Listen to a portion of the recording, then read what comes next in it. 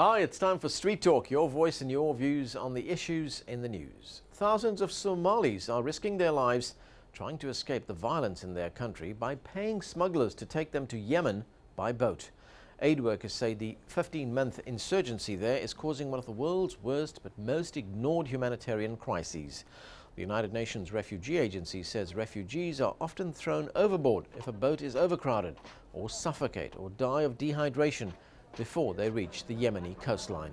Somalis talked about the journey and why they felt the trip is worth the risks.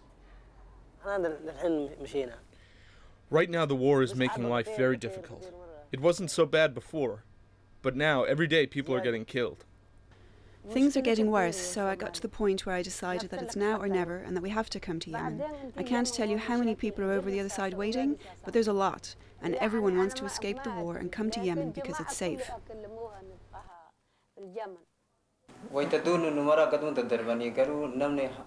No one was thrown overboard during the journey, but when we got close to the Yemeni shore they confiscated all of our belongings and forced us off the boat.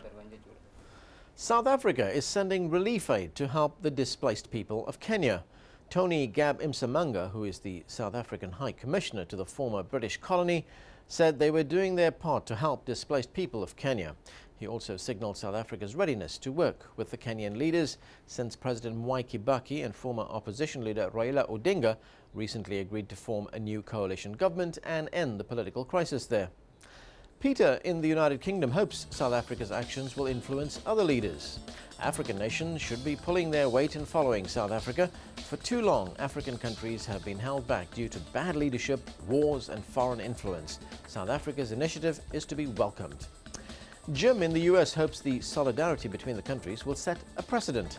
Dictators are the bane of Africa's rise out of poverty and despair. If other nations can show unity, it may lead to a common form of government and rid the country of the corrupt. Bob in the US expresses his opinion simply. African countries need to come together and support each other. He was one of Australia's most notorious criminals and outlaws and was hanged for murder in 1880. But the whereabouts of his remains has been a mystery. Ned Kelly robbed banks and fought against colonial oppression in the late 1800s. Now archaeologists have uncovered records that point to a mass grave at Pentridge Prison where his remains may lie. In his last stand, Kelly walked towards police with guns blazing, wearing his famous homemade suit of armor. He survived 20 bullet wounds before he was captured and hanged. That's it. Until next time, do keep sending in your questions and comments to riz@aljazeera.net and point us to anything interesting or amusing for Street Talk. Remember, what you see here isn't necessarily the view of Al Jazeera. Some of the content has been edited, but for time and space reasons only. And that's the talk on the street.